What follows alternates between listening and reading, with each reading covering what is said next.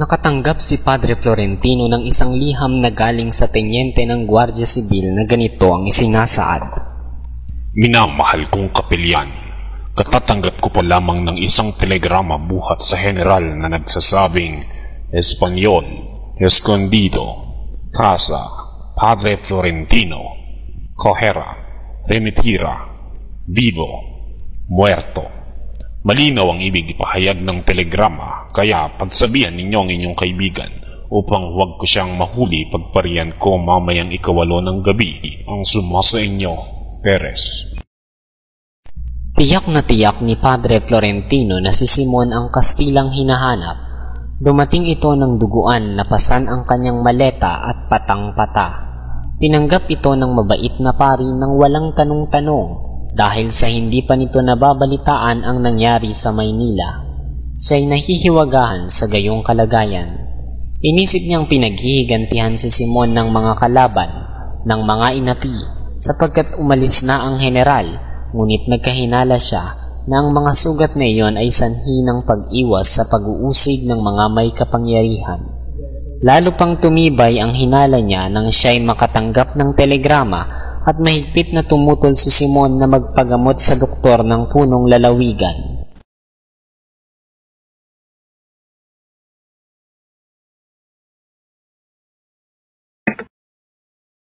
Sumang-ayon si Simon na siya'y alagaan ni Don Tiburcio, ngunit kulang siya ng tiwala rito.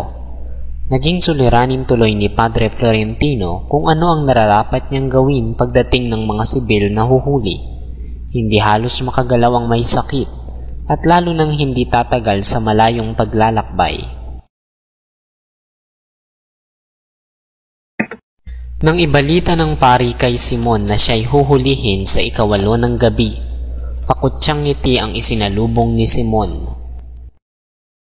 Bakit kaya ayaw magtago ni Simon? Ngayoy ayaw nang isipin ni Padre Florentino ang di mainam na pakikitungo sa kanya ni Simon. May 2 buwan na ang nakararaan nang makiusap siya rito ukol sa pagkakapiit ni Isagani at ang ginawa nitong mapabilis ang pag-aasawa ni Paulita. Nilimot na ni Padre ang lahat. Ang tanging niyang inaalala ngayon ay ang kaligtasan nito at ang tungkulin niya bilang may-ari ng bahay. Ipinatawag ni Simon si Padre Florentino.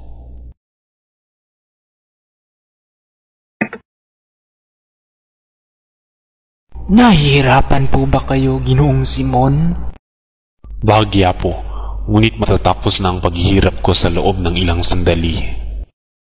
Ngunit, ano ang ginawa ninyo? Diyos ko, ano ang inyong ininom? Sayang lamang, wala na akong lunas. Ano ang ibig ninyong gawin ko bago sumapit ang 8? Patay o buhay? Patay, oo. Ngunit buhay? Hindi.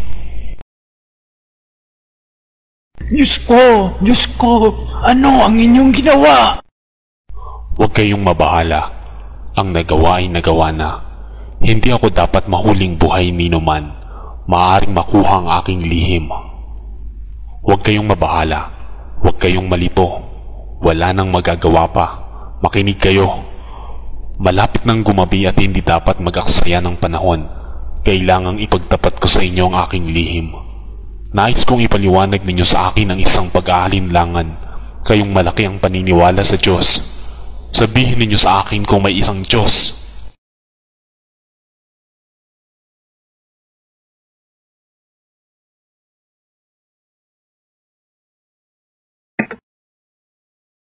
Sinikap ni Padre Florentino na humanap ng pangontra sa lason, ngunit pinigilan siya ni Simon. Nang ibulong ni Simon ang tunay niyang pangalan, napaurong ang pari ng buong pagsindak, ngunit madaling nakapagpigil at humandang makinig.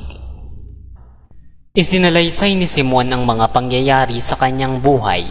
May 13 taon na ngayon ang nakaraan nang siya'y nagbalik mula sa Europa upang pakasal sa isang dalagang iniibig at ilaan ang buhay sa paggawa ng kabutihan.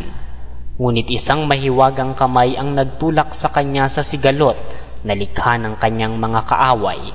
Nawala sa kanya ang lahat: pangalan, yaman, pag-ibig, kinabukasan, kalayaan, at kaya lamang naligtas sa tiyak na kamatayan ay dahil sa kagitingan ni Elias. Isinumpa niyang maghiganti, kaya taglay ang kayamanan ng mga magulang. Nagtungo siya sa ibang lupain at pinagbuti ang pangangalakal. Nakilala niya ang general na nooy komandante at naging kakilala niya dahil sa pangungutang sa kanya. Naging kaibigan nang mabatid niya ang kataksilang ginawa nito. Sa tulong ng kanyang salapi ay natulungan niya ang general na madestino rito sa Pilipinas at ginawang bulag na kasangkapan sa paggawa ng kasamaan.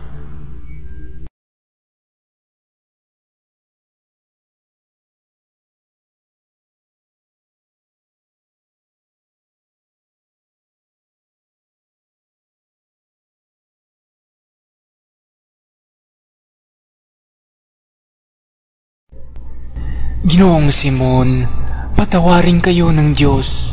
Nakita niya ang inyong mga pagtitiis at pinahintulutan niyang matagpuan ninyo ang kaparusahan ng inyong mga sala. Ito'y sa pamamagitan ng pagtatamo ng kamatayan sa kamay din ng mga sinulsulan ninyo. Dito'y makikita natin ang kanyang walang hanggang awa. Isa-isa niyang sinira ang inyong mga paraan. Una ang pagkamatay ni Maria Clara. Makaraan niyon ay isang paraang mahiwaga. Sundin natin ang kanyang kalooban.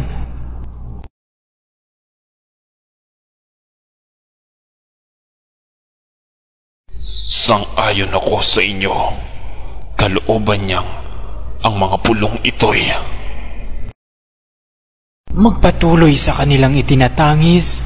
Hindi ko alam, Ginoo. Batid kong hindi niya pinababayaan ang mga bayang nananalig sa kanya. Ganun pala'y, bakit niya ipinagkait sa akin ang tulong?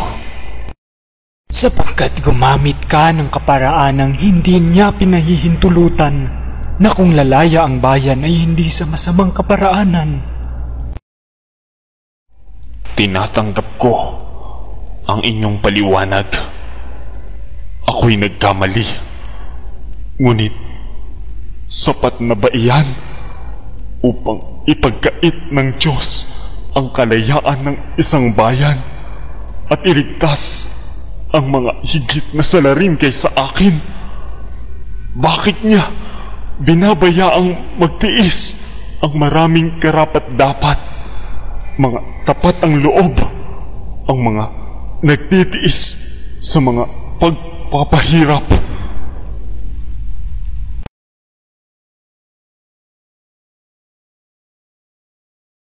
Ang mga tapat ang loob at ang mga karapat-dapat ay kailangang magtiis upang ang kanilang adhikain ay kumalat at malaman.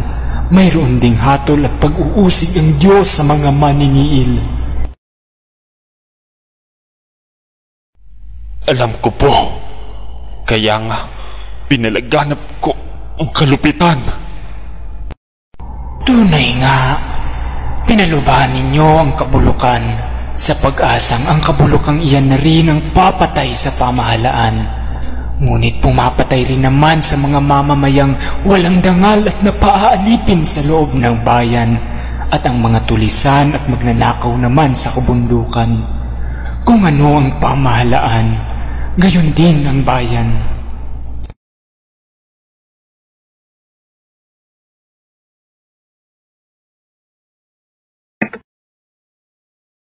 Kung gayoy, ano ang nararapat gawin? Magtiis at gumawa. Magtiis. Gumawa. Madaling sabihin yan kapag nagtitiis. Ang gumagawa ay ginagantimpalaan.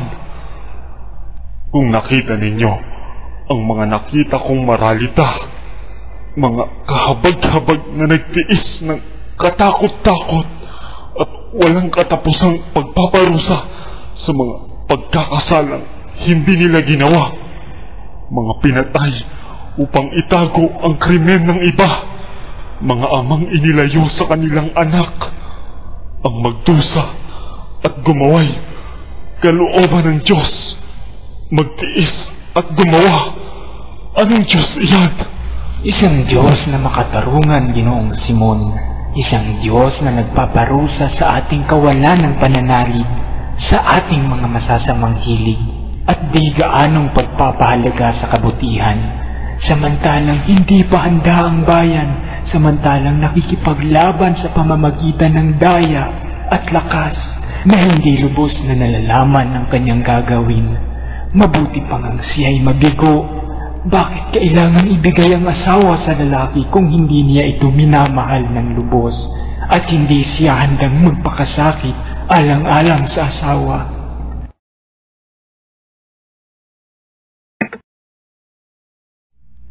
Naramdaman ni Padre Florentino na pinigilan ni Simon ang kanyang kamay at pinisil. Hinintay niya itong magsalita, ngunit nakaramdam lamang siya ng lalong mahigpit na pagkakapisil. Nakarinig ng buntong hininga at pagkatapos ay naghari ang ganap na katahimikan. Bumulong si Padre Florentino. Nasaan na ang kabataang naglaan ng kanilang magagandang sandali, mga pangarap at kasiglahan sa ikabubuti ng kanilang bayan?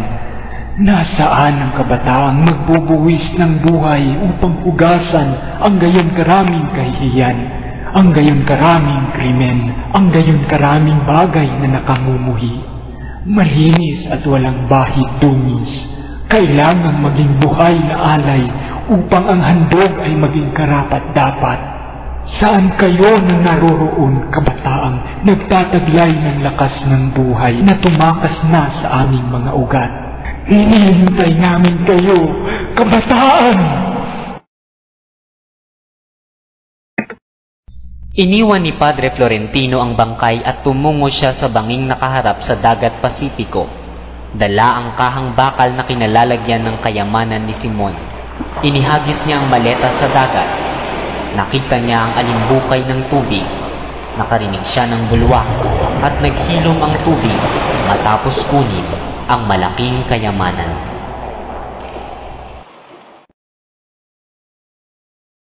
Itago ka nawa ng kalikasan sa kailaliman, nakasama ng mga korales at mga perlas.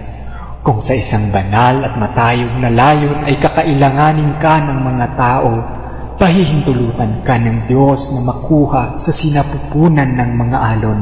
Samantalang naririyan ka, hindi mo maililiko ang katuwiran at hindi ka makapag-uudyok ng kasakiman.